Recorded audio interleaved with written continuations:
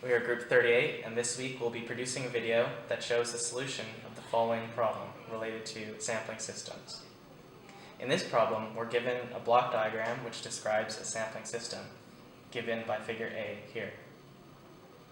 It performs the discrete time signal processing of a modulated continuous time signal. The continuous time signal, m of t, has a spectral representation shown in figure 1b.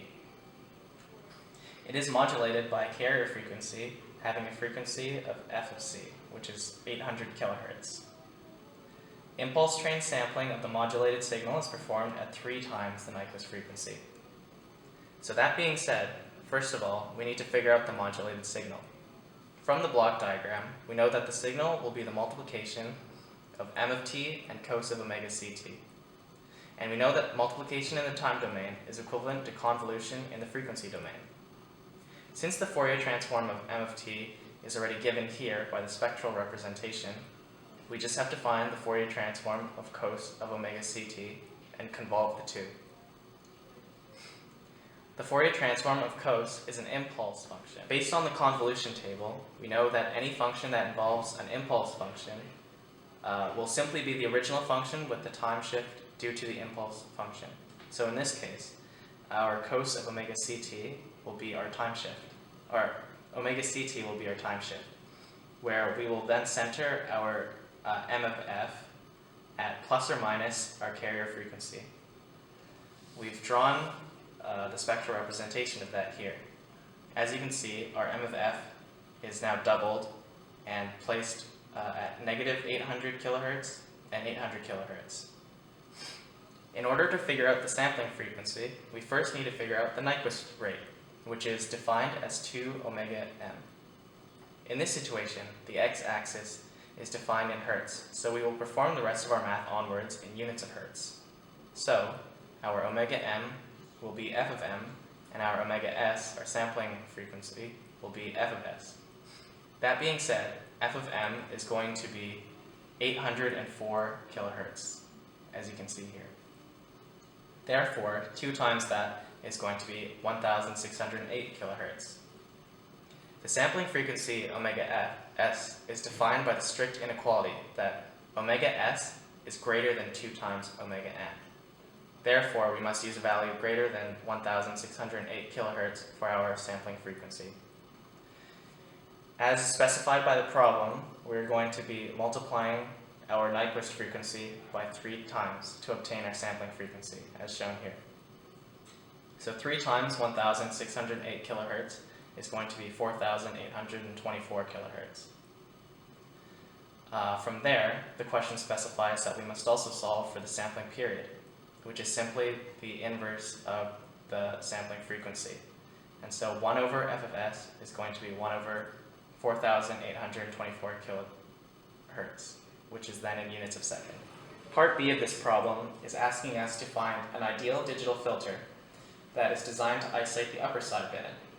In the spectral domain, the upper sideband corresponds to the part of our modulated signal, which is described here, that is above our carrier frequency.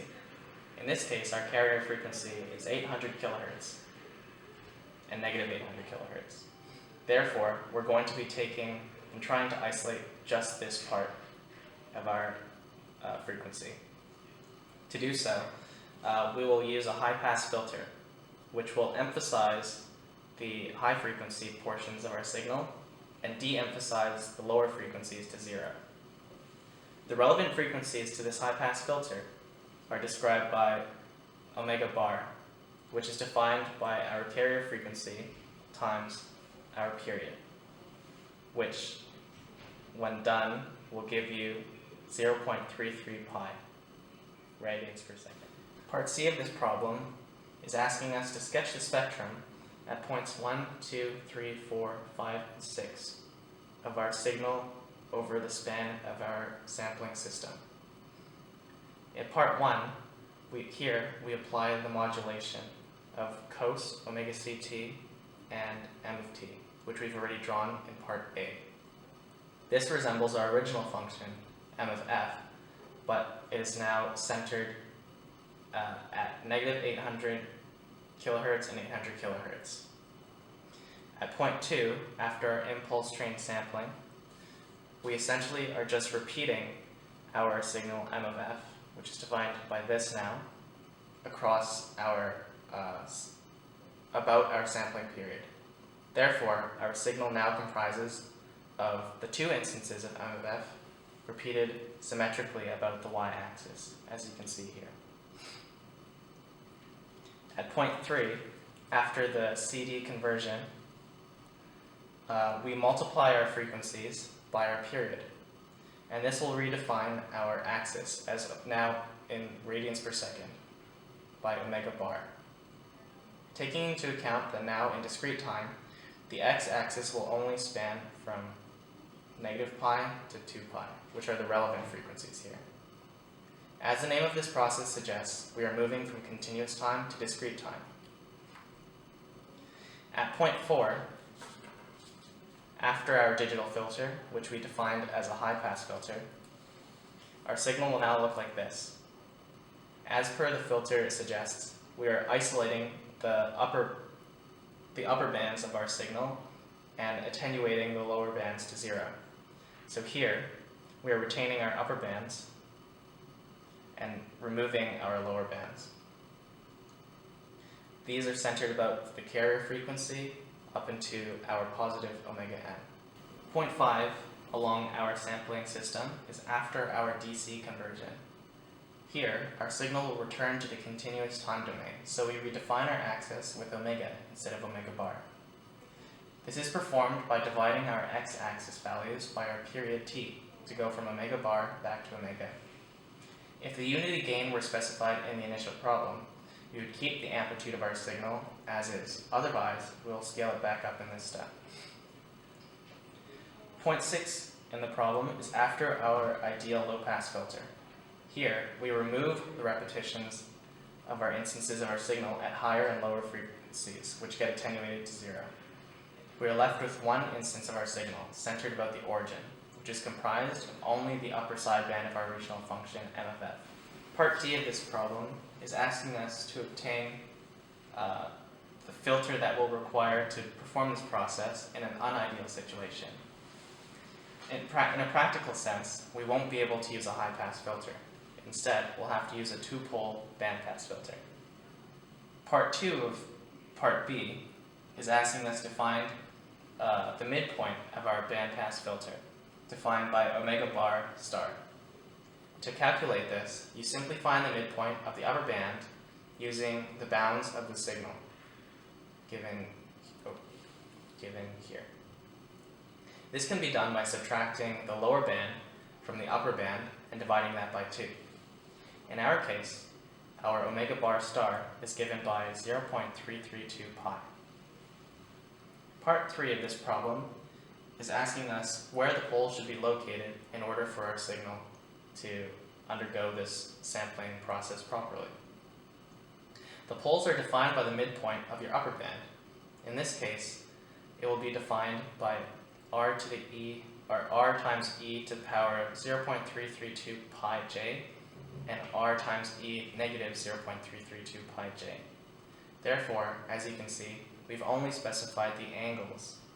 So our poles could lie anywhere along these lines because we don't have a definite r specified yet. It is important to note that our poles must remain within the unit circle and not on the unit circle. Part 4 of the problem is giving us constraints and asking us where to place the zeros in order to satisfy them. Here, it is telling us that h of omega bar at 0 should be 0, and h of omega bar at pi should also be 0. This can be achieved by placing our zeros at pi and 0. Z at negative 1 corresponds to pi, and Z at 1 corresponds to 0. By placing your zeros on the unit circle at these areas, we will be attenuating our frequencies to 0. Part 5 of Part D is asking us to show the steps required to design a two-pole filter as specified in Part 1. given the constraints and specifications previously mentioned, we know that the zeros should be 0 and pi. So the numerator of our transfer function would have those as our roots. Based on the constraints specified within the question, given that the magnitude of h of omega bar star is equal to 1, and the magnitude of h of omega c bar is 0.01, we can design for the poles to be e to the power of 0.332 pi j and 0.01 e to the power of negative 0.332 pi j.